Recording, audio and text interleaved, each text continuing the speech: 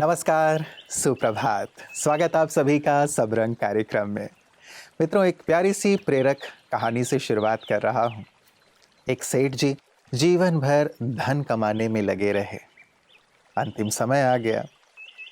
यमराज जी आ गए अपने भैंसे पे सवार होके कि चलो तुम्हारा वक्त हो गया। सेठ जी को गुमान था कि इतना धन मेरे पास है, इस धन से तो मैं कुछ भी खरीद सकता हूँ। उन्होंने कहा कि मैं आपको 5 करोड़ देता हूँ, आप मुझे 10 वर्ष का वक्त दे दीजिए। यमराज जी मुस्कुराए, बोले ये तुम्हारी यहाँ की जो दौलत है किसी काम की नहीं है, चलो। ने कहा अच्छा ऐसी बात है, आप 10 करोड़ ले लीजिए, कम से कम मुझे 5 वर्ष की मोहलत दे दीजिए। नहीं माने। बोले अच्छा आधी दौलत ले लीजिए, मुझे 1 साल दे दीजिए। नहीं माने। अच्छा पूरी दौलत ले लीजिए, मुझे कुछ लम्हे तो दे दीजिए। फिर भी नहीं माने। बोले वक्त जाया मत करो, चलो तुम्हारा वक्त हो गया है। सेठ जी रोने लगे कि पूरी जीवन में जिस धन को इतनी मेहनत से कमाया, आज वो काम ही नहीं आ रहा है, एक पल भी मुझे नहीं मिल रहा है इस धन से। उन्होंने कहा कि बस एक पत्र लिखना चाहता हूँ, इतनी मोहलत मुझे दे दीजिए। यमराज जी को भी दया आ गई और उन्होंने वक्त दिया। उन्होंने लिखा कि हे दुनिया वालों, क्या कर रहे हो, किसके पीछे भाग रहे हो? पूरा धन दौलत लगा के भी जीवन भर की तुम एक पल नहीं खरीद सकते। क्या इस पल की कीमत जो तुम्हारे पास है, समय की कीमत, उसे तुम कीमती समझ करके बिता रहे हो, उसे सफल कर रहे हो, उस काम में लगा रहे हो जो चीज़ काम आए। जो चीज़ काम ही नहीं आएगी, क्या उसके पीछे अपना वक्त जाया कर रहे हो? सचमुच मित्रों, बहुत महत्वपूर्ण है ये जानना कि हम अपने समय को कहाँ लगा रहे हैं, क्योंकि जो समय को सम्मान देता है, महत्व देता है, समय भी उसे सम्मान देता है। और यही है आज का हमारा सुंदर सुवाक्य। आइए सुनते हैं।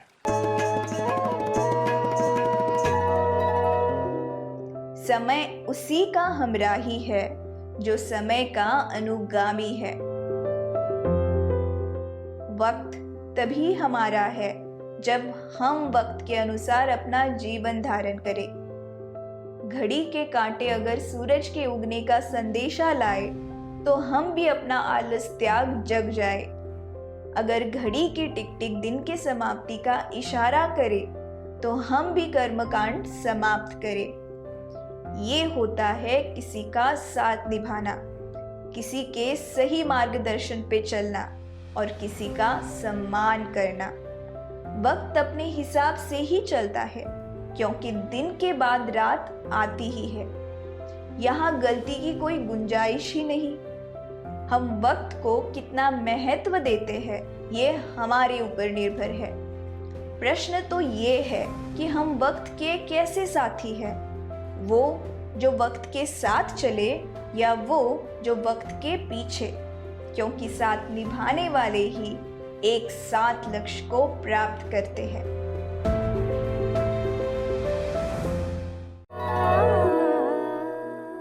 समय बहुत मूल्यवान। सचमुच यदि समय पर कोई कार्य न किया जाए तो सफलता से हम वंचित हो जाते हैं। समय पर सही निर्णय न लिया जाए तो जीवन में बहुत उतार चढ़ाव का सामना करना पड़ता है। समय पर हम भोजन न करें, कमज़ोरी आने लगती है शरीर में।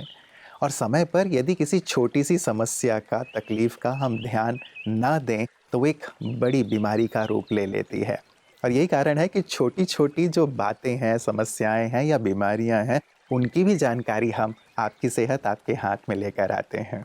आइए देखते हैं आज डॉक्टर साहब किस छोटी लेकिन महत्वपूर्ण बात पर हमारा ध्यान आकर्षित कर रहे हैं। ओम शांति। दोस्तों, एक कॉमन कंडीशन जो आजकल देखी जाती है वो है इनग्रोइंग टो नेल।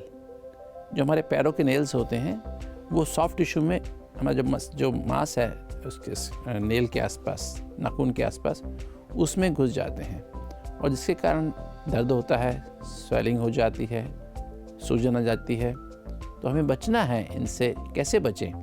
आज के इसका मुख्य कारण क्या है कि हम जब उसको हम ऐसे कट करते हैं तो अगर हम ओवल काटते हैं उसमें अधिक चांस होता है ऐसा होने का। दूसरा, अगर हम शूज़ ऐसे पहनते हैं जो बहुत हमारे पंजे को बहुत टाइट कर देते हैं, हमारी जो टोज़ हैं, पैरों की उंगलियां हैं, उसको एक दूसरे के बहुत नज़दीक क्राउडिंग कर देते हैं उसमें अधिक चांस होता है। अगर आपको डायबिटीज़ है दोस्तों, क्योंकि डायबिटीज़ में क्या होता है, हमारे पैरों में न्यूरोपैथी हो जाती है, नर्व्स, एक तो नर्व्स डैमेज होने, नर्व्स डायबिटीज़ से नर्व्स डैमेज हो जाती हैं, दूसरा हमारा जो है ब्लड फ्लो भी कम हो जाता है।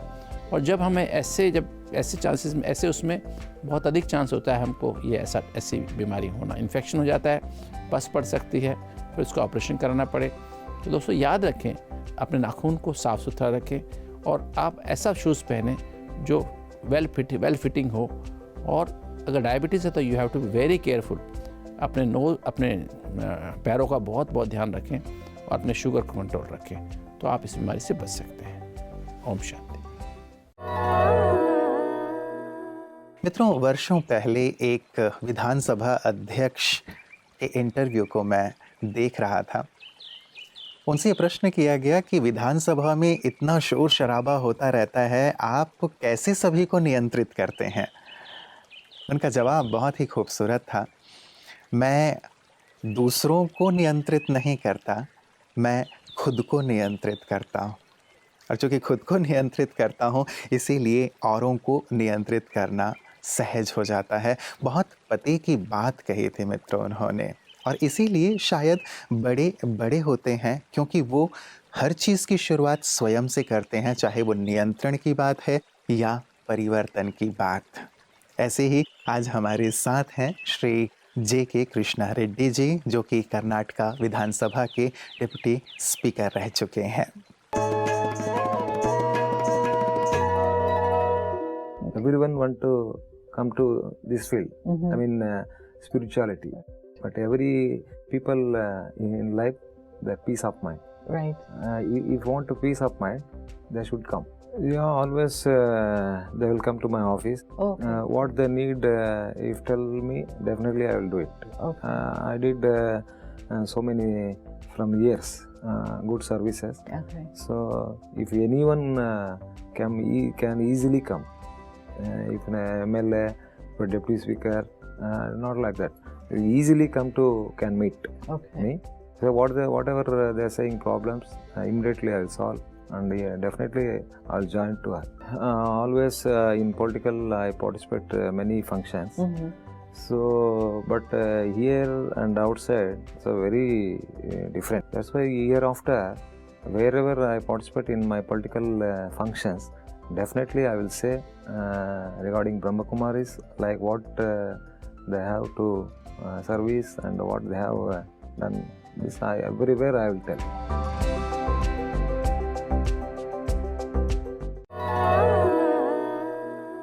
मित्रों, जीवन में अच्छे निर्णय अनुभव से ही लिए जाते हैं, लेकिन अनुभव तब आता है जब जीवन में कुछ बुरे निर्णय लिए गए थे, चाहे हमने चाहे औरों ने।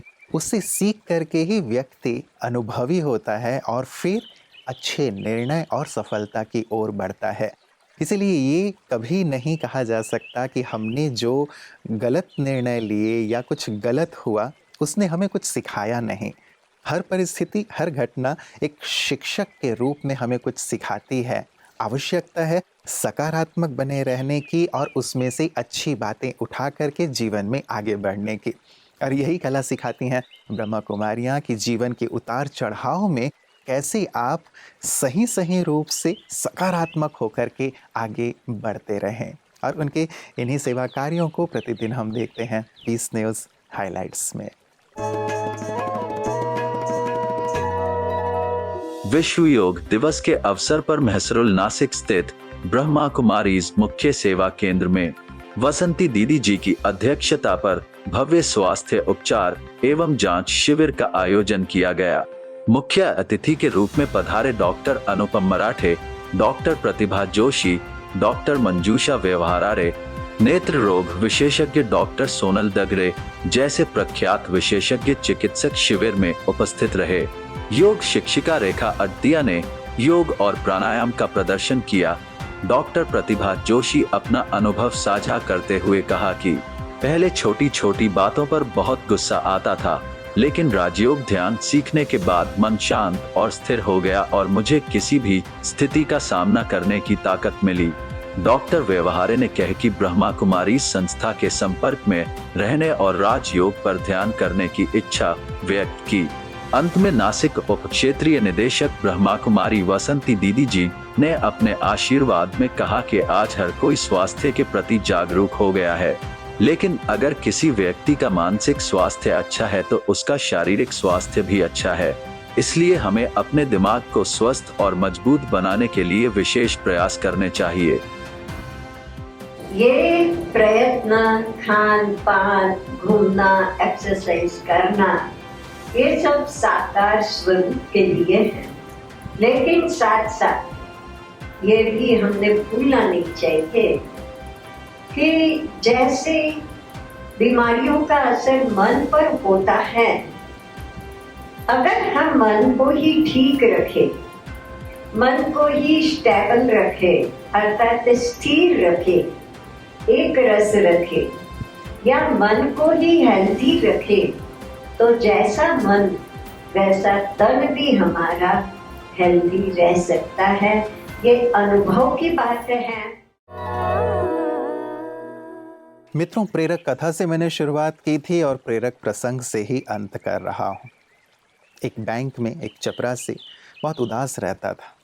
कारण पूछा गया तो उसने बताया कि इस बैंक का जो मैनेजर है वो और मैं दोनों एक ही स्कूल में पढ़े हुए हैं, एक ही क्लास में पढ़े हुए हैं, एक ही बेंच में बैठकर पढ़े हुए हैं, लेकिन वो आज इसी बैंक का मैनेजर है और मैं प्यून हूँ।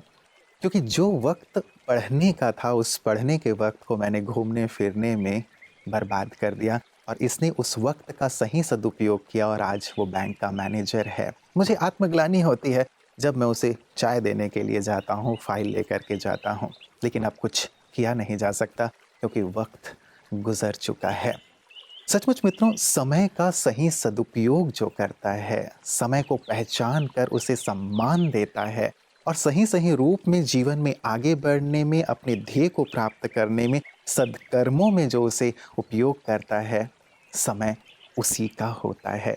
इसलिए आज ज़रूर मित्रों बैठ कर के विचार कीजिएगा कि हम अपने जीवन के इन अनमोल लम्हों को, अनमोल समय को कहाँ व्यतीत कर रहे हैं। कहीं ये व्यर्थ में तो नष्ट नहीं हो रहा है, क्योंकि जो समय चला जाता है वो फिर लौट कर कभी नहीं आता। इस पर गहराई से विचार ज़रूर कीजिएगा। कल इसी वक्त, इसी समय आप सभी से मुलाकात होगी। नमस्कार। ओम शांति। जीवन के